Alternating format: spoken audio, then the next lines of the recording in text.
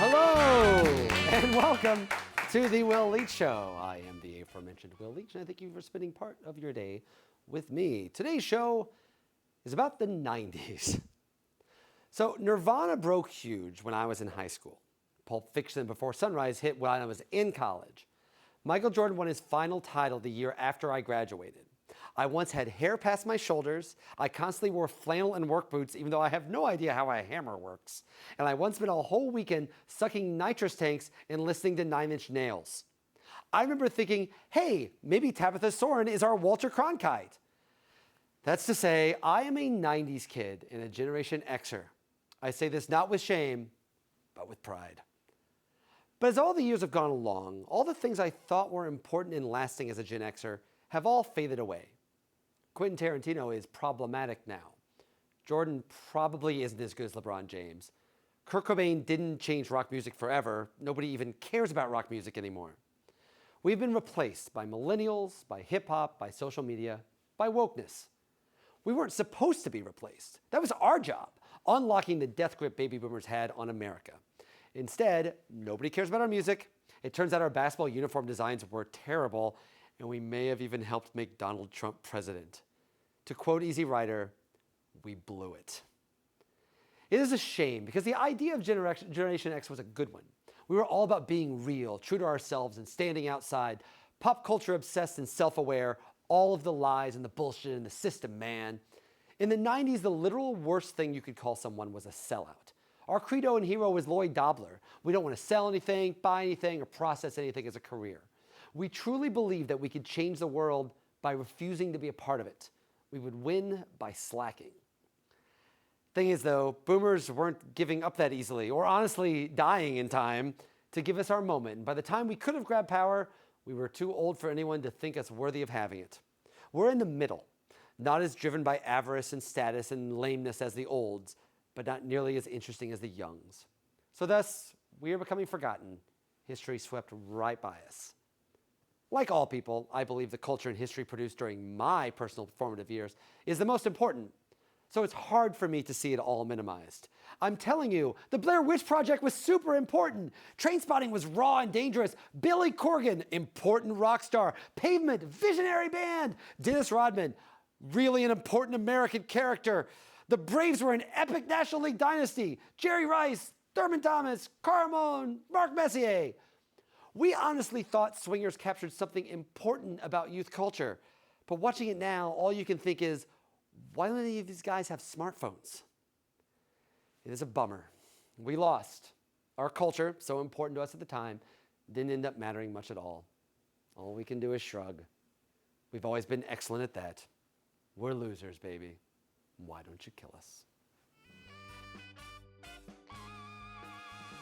Joining us today is the star of dozens of your favorite movies and television shows, from Office Space to Swingers to Band of Brothers. Please welcome the ubiquitous Ron Livingston. Sir, thank you very much. Thank you. Thank you for coming on our Fake Real Talk show. Of course.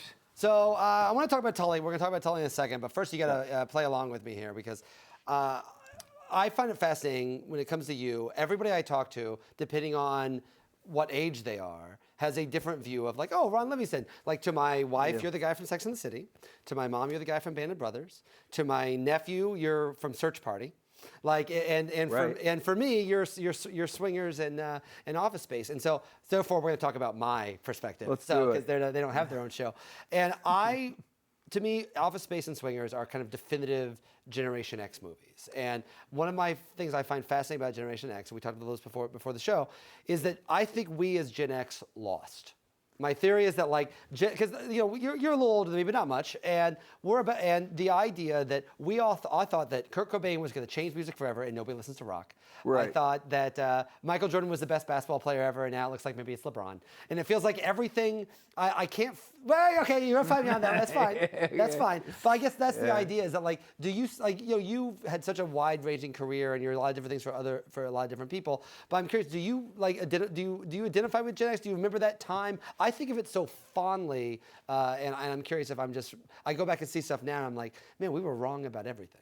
No, I definitely identify with it. I identify with it because I'm a little bit older just than a little you. bit, yeah. So it's like I remember you know, like I remember in high school when like the preppy handbook was big. Oh, right. You know what I mean? It was still a little bit of that Alex Keaton thing. Yeah. And then all of a sudden it turned, you know, Slacker came out and it sort of switched into that. It went from like Guns N' Roses, Motley Crue to Nirvana, Pearl Jam, like that. Yeah, all of a sudden, like the garage stuff came out, and they unplugged some of the guitars. And, yeah, it was definitely a thing too. And I think I remember running through it was just this idea of like, I don't want to fit in. I'm not buying into the machine. Right, I'm not going to be part of the machine. Be skeptical of everything. Yeah. Sellouts like the worst thing. You know, it's a waste of my gift to plug in that. Yeah, exactly. And now it's all about the brand called you. Yeah. The idea of hashtag me, hashtag someone. Right. And sensibility wise, like, do you like? I don't see you out doing a lot of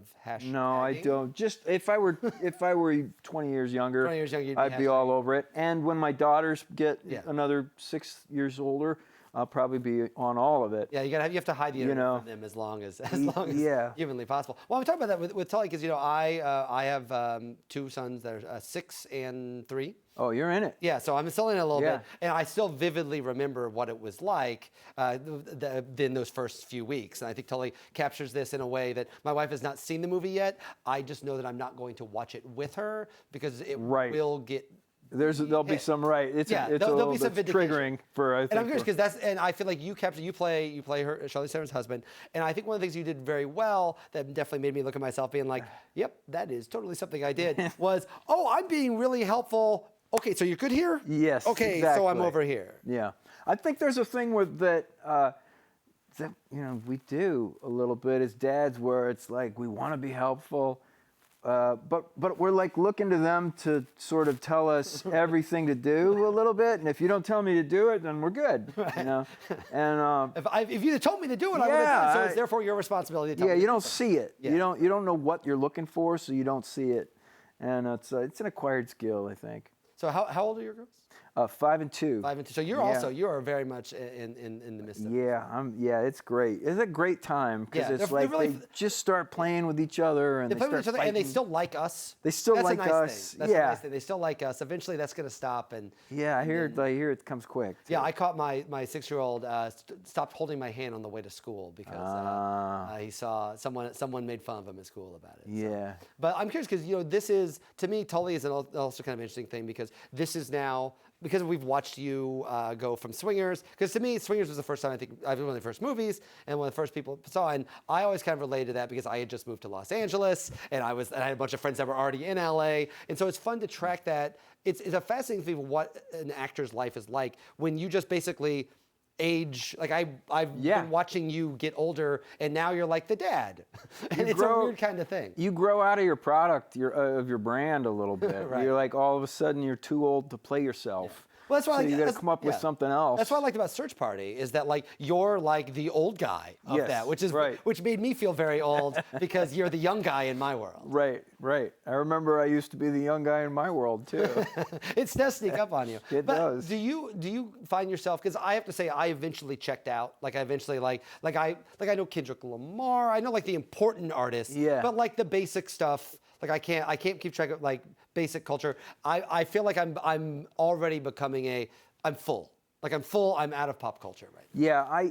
The only thing that I feel like I stay on top of is Chicago Bears off-season moves. You know what I mean? Understand. The rest of it, Understand. Top 40, I couldn't tell you who's who or what they're playing. Well, yeah, I live in Athens. You just got our linebacker. Yeah. So, Roquan. Yeah, Roquan. Oh, Roquan is our guy. He is a monster.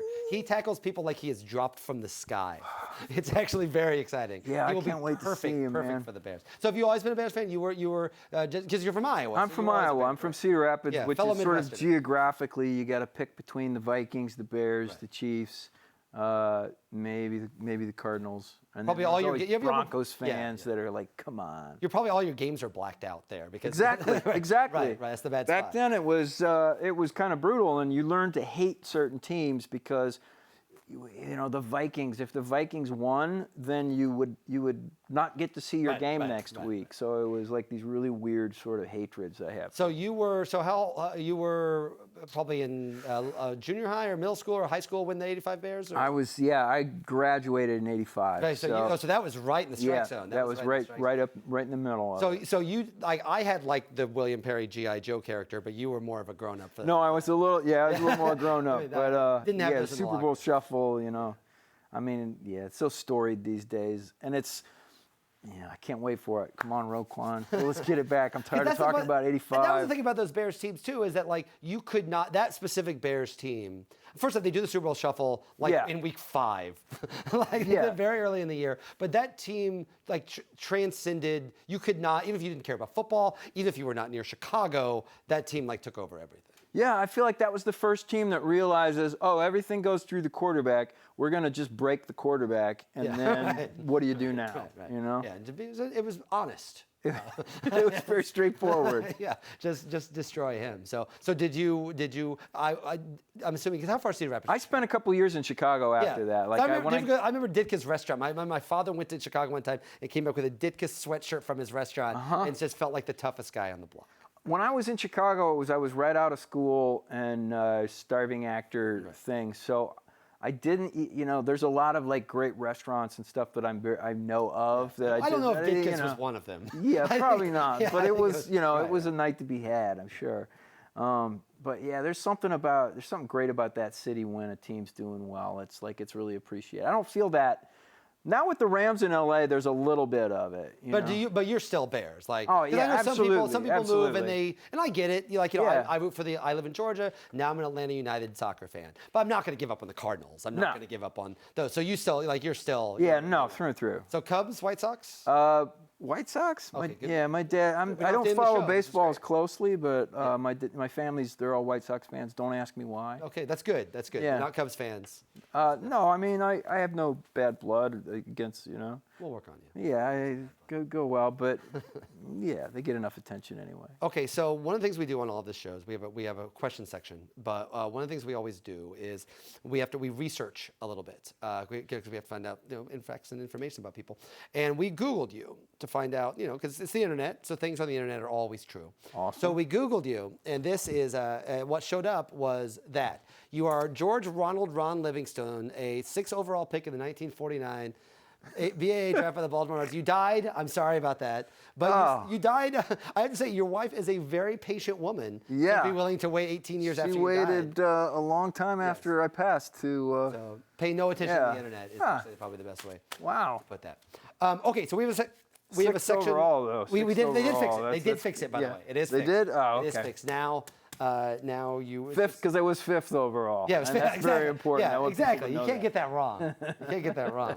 Those four guys with mistakes, all bad picks ahead of you. People can think what they didn't die in 1991 and come back and get married 18 years later. Okay, we have a section we call frivolous questions of dubious import. It's just short questions, very easy, very simple. Question number 1, speaking of the 90s, do you think most 90s movies in a problematic era, I suppose, still hold up? I watched True Romance recently, and Brad Pitt's still awesome, and James Gandolfini's still awesome. There's some stuff they might not make it that way now. Oh, definitely. I mean, definitely. Well, first of all, there's like a sort of political tenderness. Yes, I think that we have now. That's a fair way to put it. Yes. That there's stuff that you can't get away with, and I mean, I remember when the Bad News Bears was family fare. Right. You know what I mean? Yeah, and exactly. Nowadays, like Walter Matthau. Yeah, right. You can't make that movie. I mean, they remade it. You got to be G. You got G or your hard R. Right. So it's it's definitely I think changed a lot. But True Romance, that movie, I feel like I haven't seen it in a while. But my guess is good. Yeah. But it's definitely. It's a different. I feel like the Gary Oldman performance would be seen differently now. Right. That way. Still a great performance. Just that was the first thing I saw him in. Yeah. And I was really? Like, Who is this guy? You must have been so confused. I was like, what? Wow, this guy, I saw him in a later movie. He does an amazing And then he's in Prick British Up Your accent. Ears, and you're like, whoa. This guy he's a chameleon. Okay, speaking of the 90s, were you into grunge? Were you into grunge at all? What was your music around that time? No, not really. As soon as I got to Chicago, I kind of did a deep dive into like old classic blues. Oh, okay. And then that kind of morphed into a little bit of jazz stuff. So real music, not just. Yeah, and then I three kind of guys got just into ramming Tom on. Waits. Yeah, oh, and, yeah. You know, but it was definitely. I think I missed because I did like Jay Giles and Foreigner. Oh yeah, of course. You of know, course. and that. Those are the good ones. you Like know, that's good '80s music. Right. You didn't say like rap. As a Right. yeah, right. You know, there were a couple. That has its moments. There was a couple in there. Quiet Riot. Led Zeppelin. I mean, Def Leppard. Yeah, Def Leppard. So I think when grunge came around, it was like, okay, this is awesome, but I've got my. I've seen, you know, like I know what this is. Okay, so you, like me, we discussed you are from the Midwest. What do you miss most about Iowa? I like the way that people interact with each other. I feel like there's an expectation that when you see somebody, you're supposed to like say hello and greet them and wave. Hold the door for them and do Right. normal things. Right? And if you do that here in New York, people get they get like, worried I don't have any about change. you. Yeah, they're stop looking at me. Because I was there to cover the caucuses. But I think you've been there for the caucuses. Yeah, I did some surrogate and work. it was funny because this last presidential election was combative, we'll say. But I found the people there.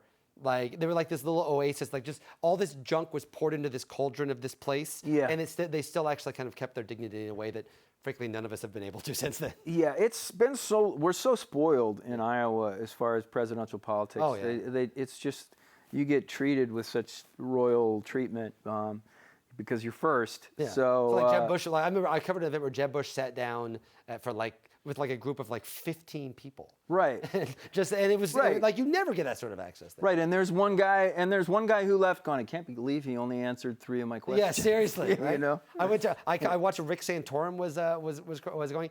He was he was like 15th in the polls at that point, and he went to a Shakey's. He went to a pizza place. Yeah. And you realize that there's this fine line between having an event at a Shakey's and literally just bothering people. Right, I think that's actually at the salad bar. So I've read that you were a wrestler. I was a high school wrestler. What was the weirdest thing that you can say on a family program that you did to try to drop weight?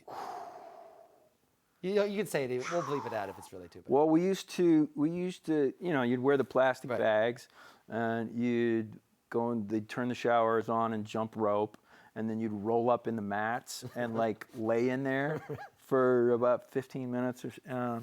Yeah, it's a weird thing. It is a weird. Any weight cutting sport is really bizarre. It fears that it's weird that that's literally a requirement of the Yeah, sport. yeah. I mean, I get it. Or you can just wrestle at your weight, but then you got to be really tough. Yeah. You know what I mean? You got to be strong. You're It's going to easier wrestle a just bigger start guy. yourself. So It's easier to stuff. In the Cy-Hawk Trophy game, who do you root for? Iowa or Iowa Hawkeyes. State? Hawkeyes. Yeah, Hawkeyes. Nice. Although my dad's a Cyclone alum. Okay, so did you guys? He was okay with that? Yeah, he's good. Yeah, he's gonna root for them when we play, but Did you ever meet Kurt Warner? Iowa guy, Kurt Warner. No, I don't think I ever met Kurt. It's Warner. possible you just walked into the grocery store one time when he was just I think I was stocking. gone by then, Yeah. but he's from my hometown. No, but my dad's chiropractor is Zach Johnson's dad. Oh, okay. So that that's- works. That counts. I'll take that. You were a struggling actor once. I was a struggling writer. I once had to do a series of demoralizing temp jobs, including one where I had to answer the phones at Telemundo. And I asked them, I don't speak Spanish. Is that okay? And they're like, nope, it'll be fine. And it was not fine. It was not fine at all, I just right? yelled no into the phone a lot. No comprende. No, that's the one Spanish word I know. What is the most demoralizing kind of temp job or waiter job you ever had to do? I had a temp job where it was just boxes and boxes and boxes of healthcare forms or stuff that was just data entry. And for some reason, there were some of those jobs that I didn't mind at all, but this one was just the way the shape of the cards they were just like like paper handle cuts with and- it didn't last very long on that one. It's good though. Okay, which Character annoying building. thing happens to you more often in the street? People making a comment about Post-it notes or people making an O face? Oh, Post-it notes. Post-it notes. Yeah, I don't get a lot of O faces. Oh, yeah, O face. Okay, that's probably. No, I mean, except when I'm Yeah, supposed of course, to. just naturally, people people involuntarily, of course. You went to Yale? I did. With Paul Giamatti? And Yeah, we were there. Who skipped the most classes? You, Giamatti? Or Me. It's going to be me. I'm pretty sure. Yeah, I can see that. Yeah. I mean that in a good way. Okay, we have an ongoing thing we do on every show. Remember when Bob Costas was at the Olympics and he had the pink eye? Did you ever get on set and have the pink and have to deal with the pink eye? Because he was such a trooper. He went out there every day. Yeah, he's brave, man. Yeah, he's tough. Brave. Eventually, they just said, "Please go home. Like, just don't." Like he tried though. Yeah. But no pink eye for you. No, There's an outbreak in the studio. That's the reason I'm bringing this up. Yeah, no, I mean, I've had pink eye, but it's never at work. Last question. Sure. I went back. Last question before the game. Sorry. Last question of these questions. I went back and read the New York Times review of your Fox show Standoff. Oh, yes. Rosemary DeWitt, who's a wonderful actress herself. Yeah. And I'm quoting. Brilliant. The two leads, Look at her. while appealing in their own right, seem neither well-matched nor sufficiently mismatched.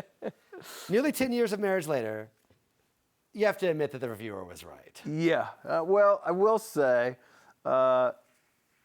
there's a certain awkwardness I think sometimes I have around somebody that I really, really like that maybe took a while to scrape off. And I would also say that a lot of the things that lead to good on-screen chemistry are not necessarily the things that lead to a solid relationship.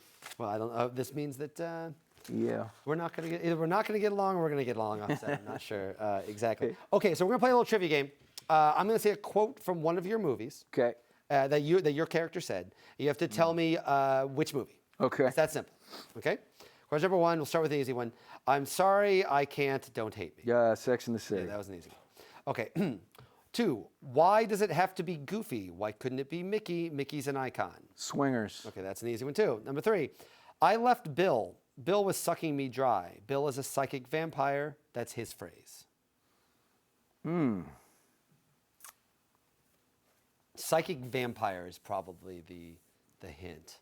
That's a tough one. I don't know. That is Beat, where you played Allen Ginsberg in Beat. Of course. Okay, question 4. God damn it. That's my own piss, for Christ's sake. Band of Brothers. That's correct. With Damien. Yes. In all honesty, like the only good thing I've ever done with my career, in my mom's eyes, is talking to a guy from Band of Brothers. I think she's watched it many times. Mom, this is the guy from Band of Brothers. Okay, number 5. The 7-Eleven, right? You take a penny from the tray. Office Space. Number 6. Sometimes things that are really hard can be really rewarding because they're hard, you know? Oh, that's recent. I know that one. Drinking Buddies. Correct. Very big fan of that movie. Yeah, me as well. Number 7. Next thing I know, I'm on a stretcher. Yeah, I went with it because they were going north. Next thing I know, I was on a stretcher. I went with it because I don't know that one. 1999's Body Shots. Oh. Body Shots. That's right. That's you right there. Right. Okay, and the last one, question number 8. I've never seen that movie, by the way. Our producer put that one on there. Probably best. Yeah, I've not seen probably that. We all have best. those ones. Yeah. Okay, number 8, the final one. I don't even like to say this, but has it occurred to you guys that she might be mentally unstable? I don't even say this. Nope. You're referring to the former governor of the fine state of Alaska and the former Oh, that is Game Change. That is Game Change playing boss. Okay, that was fun. That was fun. Yeah, that was. I did better than I thought I would. Yeah, that was pretty good. That was pretty good. That was pretty good. I think it speaks to the wide variety of movies that Ron Livingston has been on. Okay, so final thing.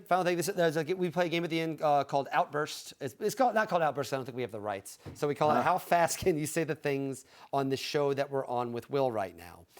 I give you a category. Do you have the rights to that? Can we clear that? Yes. Okay. We do. You have 30 seconds on the clock. Yeah. To give as many names. I'm going to give you a category. 30 seconds. And there's no wrong answers. You can say as many as you want. Okay. Shoot them out. Name as many actors as you can who were in the film Office Space. 30 seconds on the clock. Ooh. Go. Ajay Naidu. Yes. Well, Tim Sturstad was the cinematographer. Dave. Who's the gaffer? I don't remember the gaffer. Dick. Oh, see, you caught me at my worst, which is like I can't recall names. That's okay. I'm sorry. It's a tough thing. Life. We'll continue. Dave Herman, Jennifer Aniston. Jennifer Aniston. That's correct.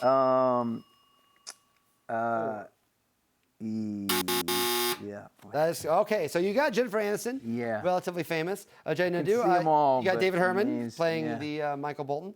I won't name them all, but Stephen Root, Sure, Gary Stephen, Cole, Gary Cole. John C. McGinley, Todd Duffy, Mike Everyone, Judge himself, really. and of course Ron Livingston. Yes. Is also on the show. Yeah, I'm lucky to get that one. Yeah, you got that one. That one counts. All right, the movie is totally is very good. I want to emphasize that to everyone. It is actually a very good movie, and you are very good in it. And you totally brought me back to being a shitty dad for the first few months of my kid's life. So thank you very much for your time. Good luck with everything. If I can bring one person back to being a shitty dad, yes, exactly. then I feel like I'm good now. Oh, I got it nailed now. But then I was bad. But now, aces. Ron Livingston, thank you very much for your time. Thank you, By all brother. means. This has been the Will Leitch Show. We'll be back, I don't know, probably sometime pretty soon with the next episode of this on your fine streaming entertainment. Stay at SITV. Do all the fun things you do on your streaming devices. See you next time.